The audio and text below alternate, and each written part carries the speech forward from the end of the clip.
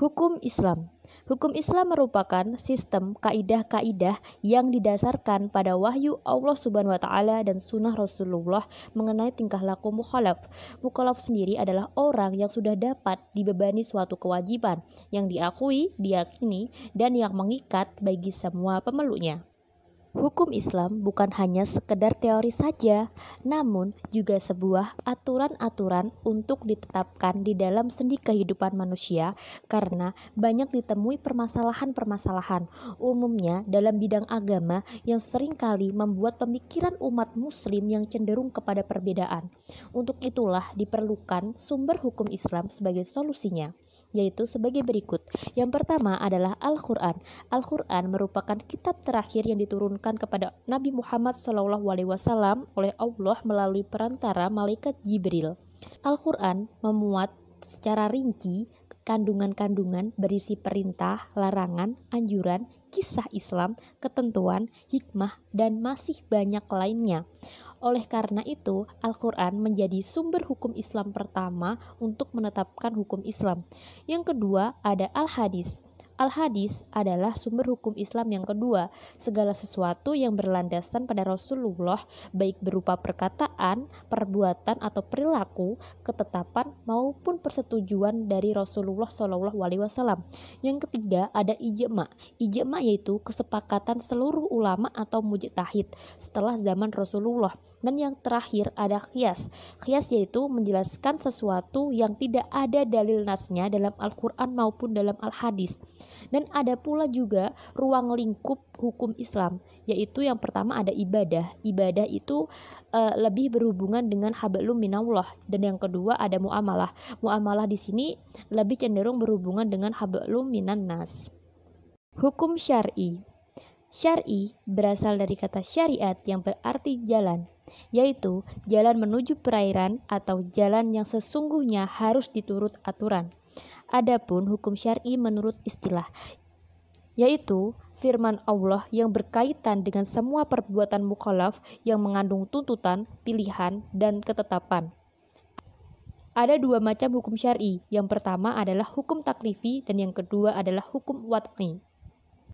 Hukum taklifi merupakan firman Allah yang berhubungan dengan perbuatan mukhalaf, baik yang bersifat tuntutan meninggalkan, tuntutan melaksanakan, atau memilih. Macam-macam hukum taklifi menurut mayoritas ulama terbagi menjadi 5. Yang pertama adalah ijab. Ijab yaitu tuntutan Allah kepada mukhalaf untuk melakukan sesuatu perbuatan dengan tuntutan yang pasti. Hukum taklifi ijab ini juga sama dengan hukum wajib, yaitu barang siapa apabila melakukan maka dia akan mendapatkan pahala dan apabila ia meninggalkan maka ia akan berdosa.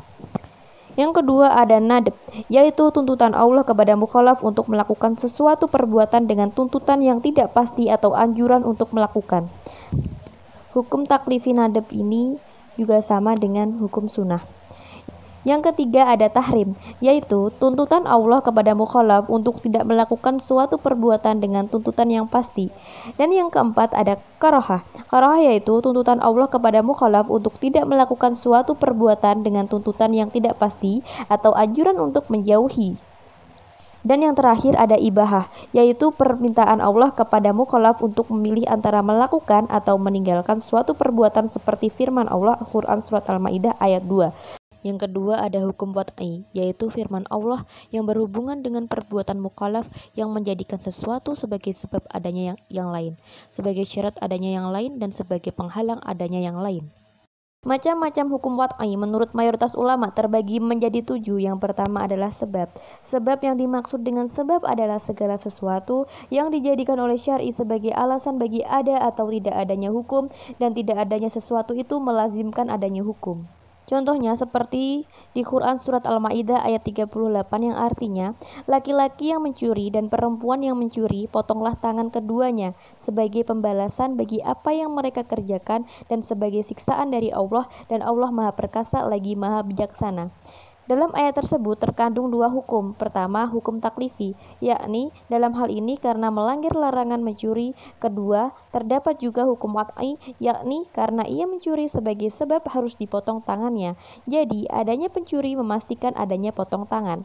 Yang kedua, hukum wat'i, yaitu adalah syarat, sesuatu yang menghendaki adanya sesuatu yang lain. Contoh, wudhu itu adalah syarat sahnya sholat. Dalam arti adanya sholat tergantung pada adanya wudhu. Namun, wudhu itu sendiri bukanlah merupakan bagian sholat. Jika tidak wudhu, maka tidak akan ada sah sholat. Namun, dengan adanya wudhu, tidak mesti ada sah sholat, karena bisa jadi seseorang berwudhu tetapi tidak melakukan sholat. Hukum wat'i yang ketiga ada mani atau penghalang, sesuatu yang ditetapkan syariat sebagai penghalang bagi adanya hukum.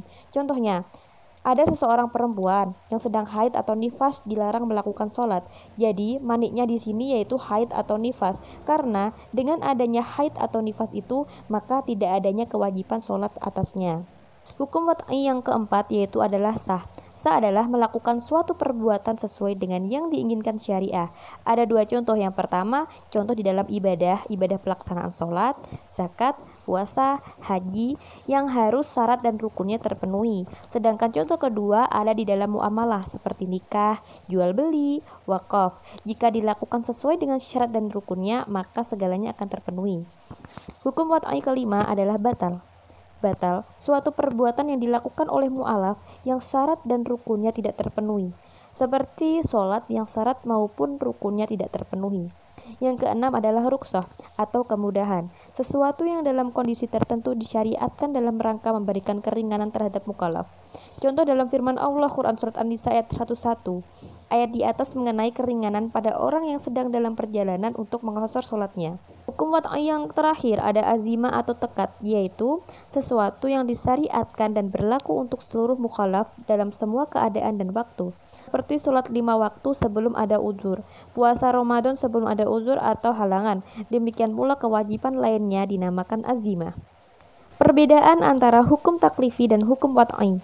Dilihat dari sudut pengertiannya, hukum taklifi adalah hukum Allah yang berisi tuntutan-tuntutan untuk melakukan atau tidak melakukan sesuatu perbuatan atau membolehkan memilih antara melakukan dan tidak melakukan.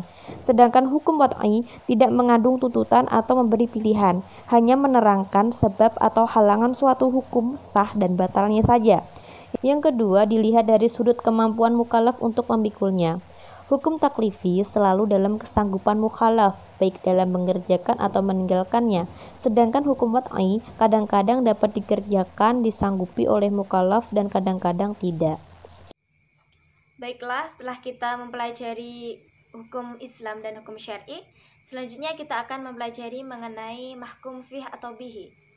Menurut para ulama usul, yang dimaksud dengan mahkum fih adalah objek hukum, yaitu perbuatan seorang mukhalaf yang terkait dengan perintah syar'i atau perintah dari Allah dan Rasulnya, baik yang bersifat tuntutan mengerjakan, tuntutan meninggalkan, tuntutan memilih suatu pekerjaan maupun sebab, syarat dan penghalang.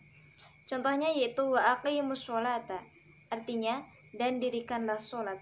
Dalam ayat ini terkandung suatu perintah kepada mukhalaf untuk melakukan suatu perbuatan, yaitu melaksanakan sholat.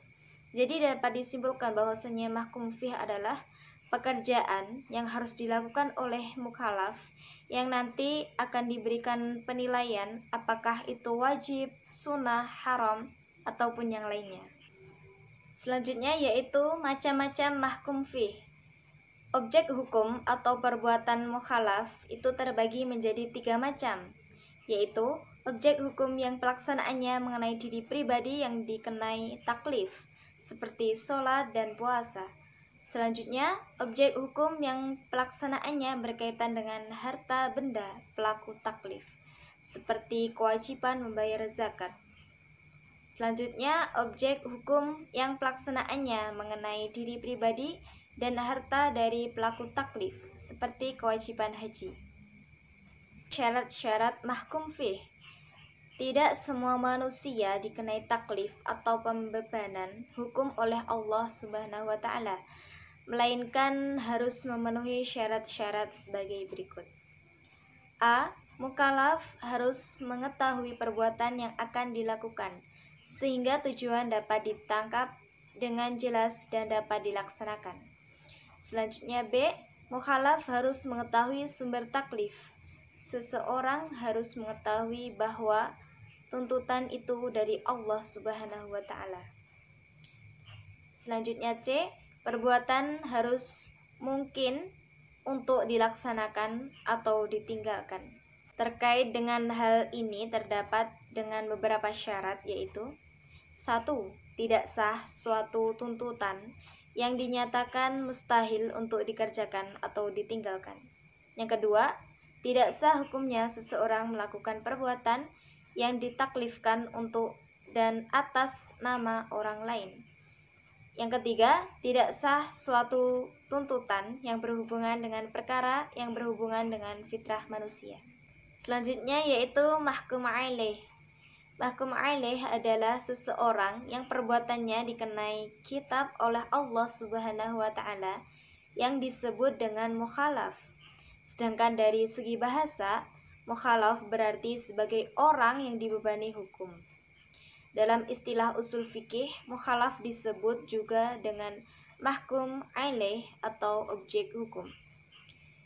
Adapun secara terminologis, pengertian mahkum alaih adalah orang-orang yang dituntut oleh Allah untuk berbuat dan segala tingkah lakunya telah diperhitungkan berdasarkan tuntutan Allah. Selanjutnya yaitu syarat-syarat mahkum alaih. A. Mampu memahami tuntutan syara' yang terkandung dalam Al-Quran dan Sunnah, baik langsung maupun melalui orang lain. Kemampuan untuk memahami taklif ini melalui akal. Adapun ukuran untuk menyatakan bahwa seorang bisa memahami tuntutan syara' adalah balik dan berakal. Jadi di sini maka orang gila dan anak kecil bebas dari tuntutan taklif karena dianggap tidak berakal. Begitu pula orang yang lupa, tidur, dan tidak sadar juga terbebas tuntutan taklif karena dianggap tidak mempunyai kemampuan memahami sesuatu. Memiliki kemampuan atau kecakapan dalam melaksanakan tuntutan syariat yang dalam usul fiqh disebut ahliyah. Kemampuan menerima pembebanan hukum ini dibagi menjadi dua macam, yaitu ahliyat al-wujub dan ahliyat al-adat.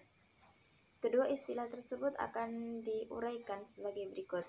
Pertama, ahliyah al-wujub, yaitu kecakapan hukum di mana seseorang dianggap dapat menerima hak-hak yang menjadi haknya, tetapi belum mampu untuk dibebani seluruh kewajiban. Macam-macam ahliyah al-wujub. 1. Ahliyah al-wujub al-nakisah, yaitu anak yang masih berada dalam kandungan ibunya atau janin. Yang kedua, ahliyah al-wujub al-karimah, yaitu kecakapan menerima hak bagi seorang anak yang lahir ke dunia sampai balik dan berakal. Yang kedua yaitu ahliyah al-ada, adalah kepantasan seseorang untuk dipandang sah segala perkataan dan perbuatannya, baik yang bersifat positif maupun negatif. Perbedaan mahkum fih dengan mahkum alaih. 1. Mahkum fih, perbuatan atau tingkah laku itu sendiri, sedangkan mahkum alaih, orang-orang yang dibebani hukum. Perbedaannya, mahkum fih sesuatu yang jelas keberadaannya, sedangkan mahkum alaih sesuatu yang mengetahui tuntutan Allah dan ia mampu melaksanakannya. Sekian dari kelompok kami, ada kurang lebihnya kami mohon maaf. Wassalamualaikum warahmatullahi wabarakatuh.